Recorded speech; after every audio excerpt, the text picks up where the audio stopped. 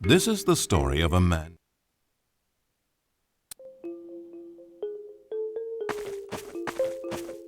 Stanley decided to go to the staff lounge to check on his co-workers.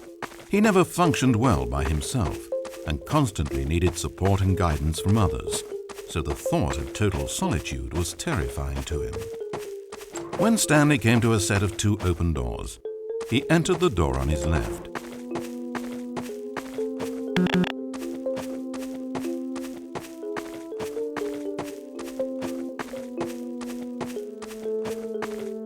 As Stanley entered the lounge, he was horrified to find not a single person here.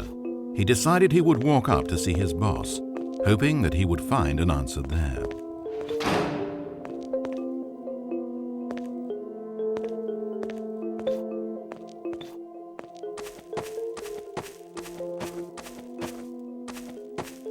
Coming to a staircase, Stanley walked upstairs to his boss's office.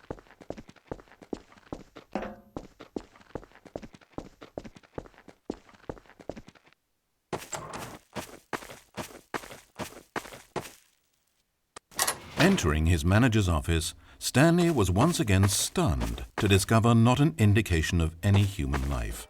It was at this point that he began to feel dizzy and a little sick, and even thought he might pass out when suddenly he noticed a keypad next to the filing cabinet in the corner of his boss's office.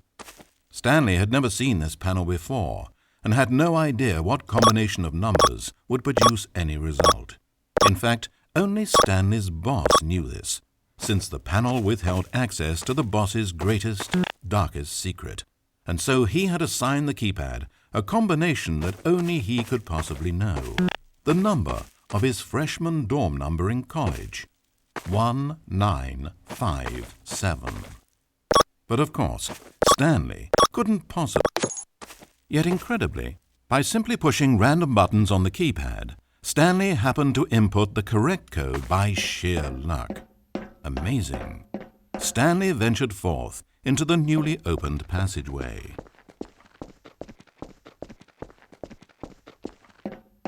As he drew deeper into the bowels of the building, Stanley had no idea where he was or what this place held. And just as he began to think he might not discover a thing, he emerged into a long room to find rows and rows of monitors, screens with a number above it.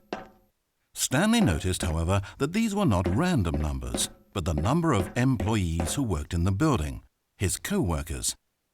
Even his own number, 427, had a place on the wall. But why a setup so elaborate, he asked.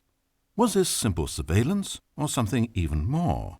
And as if in answer to his question, the wall slid open before him, revealing the ultimate truth of the situation. An enormous control panel, Stanley discovered, but not one that controlled simple machinery. Buttons were labeled with emotions: happy, sad. Levers and knobs controlled actions: walking, eating, doing work, or watching TV. Every input on this device monitored not the functions of a machine, but of a human being. And the reality began to sink in. Stanley, like so many other people, reduced to images on a monitor, had been under someone's control, always at the mercy of this machine. Could this have been the only reason employee number 427 was content with his boring job? That a machine had altered his emotions to accept it blindly? He began to feel an unbridled rage, and at the peak of his anger, something happened. A spark. Stanley looked up and saw the generator overhead, still providing some small amount of power to the machine, keeping it alive.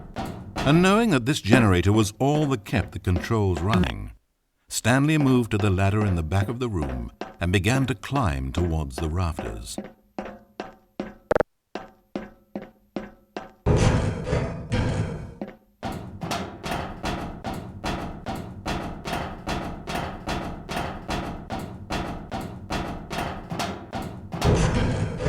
The higher Stanley climbed, the closer he felt to freedom, the further from enslavement.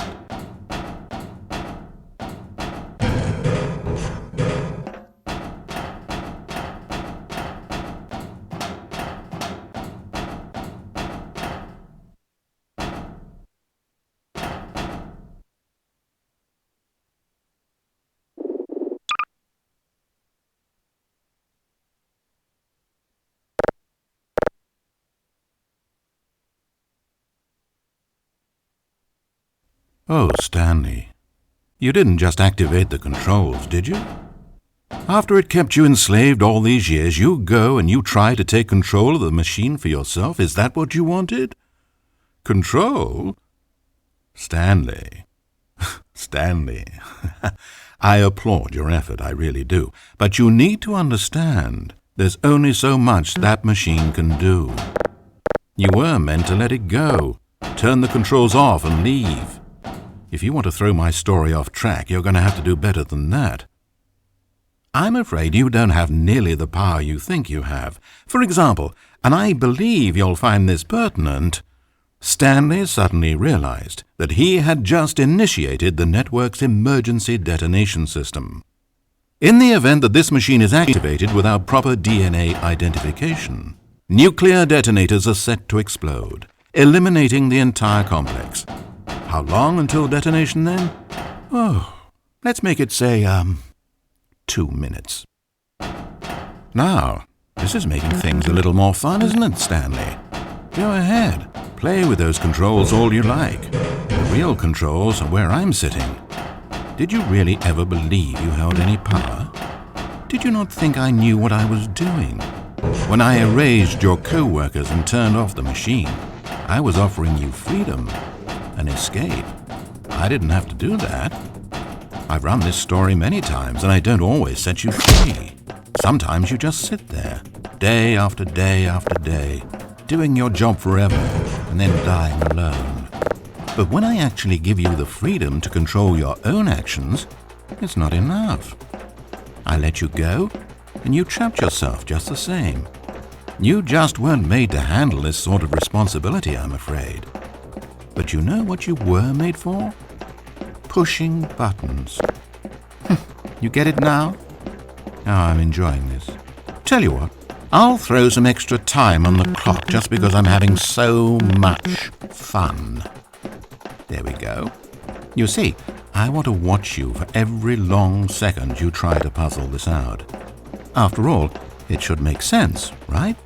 The timer, the nuclear detonation, the mysterious facility, it's all here. This is a video game.